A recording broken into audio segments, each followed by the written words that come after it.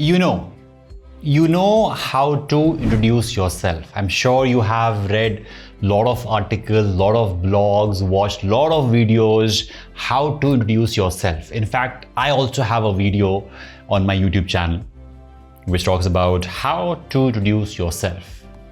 But today, I'm talking about how not to introduce yourself. Why? Because when you make those mistakes, you somehow spoil your first impression. And I don't want that. I don't want that you make mistakes, which I made in my life, in my journey, and miss an opportunity. Sometimes we have an opportunity, we have someone who can give us that opportunity, but then we just fail to create that impression just because we did not know how to introduce ourselves. In this video, I'm going to share with you 4 ways or 4 mistakes which people do and what you should say instead. On this note, let's get going.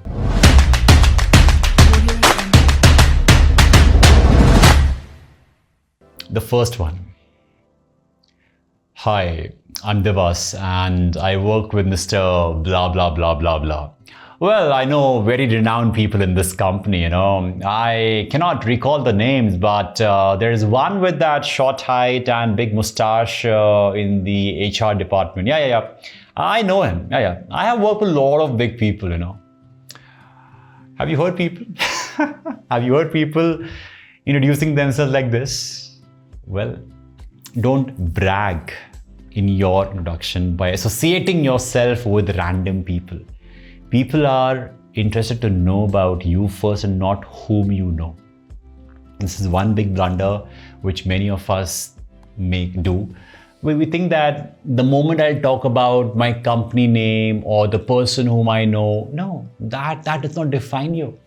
What defines you is who you are and what you do. You should never ever brag about yourself. You tell me, don't you feel that kind of disconnect the moment you come across someone who's a big show-off who just talks about him that, okay, I did this, I know him. No, relax, be calm.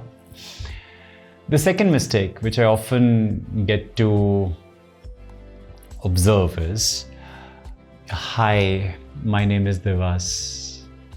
Your hand should not be like this. It should not be a limp handshake. It should be a firm handshake. Your body language speaks a lot about you. Rather, your body language speaks more than you speak. You tell me, when you see anyone in a presentation, in a meeting, sharing ideas, or maybe in an interview also, without even you saying a single word, the first few seconds, it's your body that is speaking. If you are nervous, if you are shy, your hands are shaking, your legs are shaking and all, ultimately, the other person can gaze at, okay, this person is not confident. Yes, we have seen Mr. Bean, right? Mr. Bean reminds us how powerful body language is. So whenever you meet anyone and plan to shake hands while introducing yourself, then remember to have a firm handshake. Neither a limp handshake that shows your lack of confidence or disinterest, nor a bone crusher. No, don't show your gym power. Just have a subtle, a firm handshake. I've seen a lot of females, when they shake their hands, they just use their fingers like this. Hello. No, don't do that. I know that we have this so-called male-dominated world, and some females are like, no, I cannot shake hands with anyone. Why not? Why not, lady?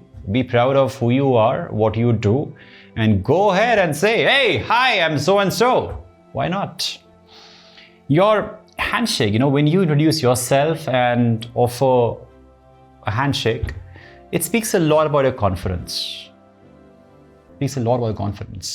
To add to your point, or this point, not your point, this point, I often get this question when I'm taking sessions in the colleges and universities, where the student says to me, Devas sir, in the interview, should I shake hands with the interviewer or not? And my answer is, when you go for the interview, do not shake hands. Do not shake hands. However, as you end, towards the end, as you're about to leave, then you may shake hands. Then you may shake hands. Why do I say that? The reason is, you do not know what kind of mindset the interviewer has. The interviewer might be from old school, who believes in power, authority, designation, that okay, I am the one, I am the senior, and you have to respect me, you have to say, Namaste sir, hello sir, salam sir. No, right? And there can be some recruiters who are pretty okay with it, who believe in equality, who believe in that there's no need for you to have that power gap or like the power distance where you feel that you're inferior as compared to the recruiter. And they're comfortable in shaking hands no matter you are 50 years old and that person is maybe like 20-year-old. Yes. So first of all, you gauge in the entire conversation how that or person looks at life. You will get an idea in the entire interview whether the person is worth shaking hands with or not. Also, if you felt that the interviewer was smelling, then don't shake hands. That's an advice issued in public interest. Or if you see that the interviewer is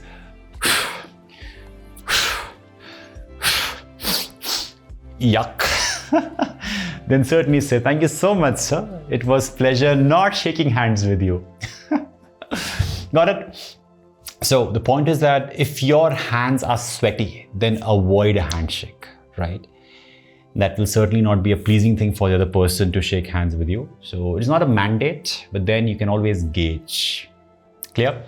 The third one, where you show your business card. You must have seen, right? Supposedly this is the business card. So the person will come in a networking event and they'll say, hi. One more time. Hi. One more time. Hi. Why did I do it 3 times? Because that's how a person does it. Whenever he goes and meets so many people in that networking event, just offering your business card will not create that impression. It's like, on the day of an exam like IIT JEE, outside every exam center, there are those coaching wallas distributing pamphlets. Sir, coaching. Sir, coaching. Sir, pamphlet. Sir, pamphlet. Yes? Are you like one of those people? Sir, business card. Sir, business card. Sir, business card. That's not how you introduce yourself. Think about it. Think about it. People present the business cards and they don't say anything. They expect their business card to introduce themselves. What do you think? Are you James Bond? Hi. Bond. James Bond. No, right? You have to talk about what you do and how you can contribute. How you will be a person of value, of interest to the other person. Talk about that. Talk about that. Your name is visible over here. Your company name is visible over here. There's no need to talk about that. Talk about how you contribute. What is your mission? What is your vision? What is it that makes you so passionate about the work you're doing? Talk about these things in your introduction, right? Not your designation. People do not care about a designation. They care about what you do. Hi, my name is blah, blah, blah. And I'm the senior software engineer at this IT company. So what? So what? If you are showcasing passion towards something, talk about that. The fourth mistake. Hi, I am so excited to meet you. I didn't know that someday I'll be meeting you like this. You know what, after studying MBA, I have worked with so many companies, but today is a dream come true for me. My dad always wanted me to work with this company and today I am here for the interview. Take a breath and relax. Folks, understand, when you are in this state, showing your emotions and out of control, never include unnecessary details. Nobody is interested in your personal stories that are not at all relevant. I mean, if you go on and say, oh, my friends find me really funny. My friends find me really funny, and I even feel that I can engage people really well. You won't believe it, but I always thought that someday I'll be a part of this MNC, and today, oh God, thank you so much, God, I'm feeling so good. Well, I don't know how many of you will behave in this manner, but there are some people who are super excited unnecessarily. Excitement is good, but then if you're not able to manage your words, your emotions, then that's a challenge. So keep your introduction precise and to the point. Do not drag unnecessarily that the listener is like, okay, what are you trying to say? कहना क्या चाहते हो? He might say. And now it's time for the bonus. Let me share with you how you should introduce yourself. I'm going to give you the golden rule. I have a silver button. I'll give you a golden rule. Instead of leading with what you do, lead with who you help. Instead of leading with what you do, lead with who you help. Nobody is interested in your fancy resignation, I told you. People want to know who you help and how. For example, you may start with, hi, my name is Devas, and I love to help people become better communicators and lead a purposeful life. Recap. Hi, my name is Devas, and I love to help people become better communicators and lead a purposeful life. I have kind of memorized this so that whenever I meet anyone, any stranger in a way, I have these lines ready. Certainly the tone, the way of saying that will change. Supposedly, if I meet one-on-one, I'll say, hi, my name is Devas, and I love to help people become better communicators and lead a purposeful life. Whereas if I'm on a stage, if I'm addressing a gathering, I say, hi, my name is Devas, and I love to help people become better communicators and purposeful life. Lead a purposeful life. You see the change in expression? We'll talk about this in some other video where I cover the expressions and the tonality and the voice. This video was majorly about how not to introduce yourself and also know how to correctly introduce yourself. Now that you have my example, how would you introduce yourself? Let me know in the comments below. Till then, stay awesome and stay productive.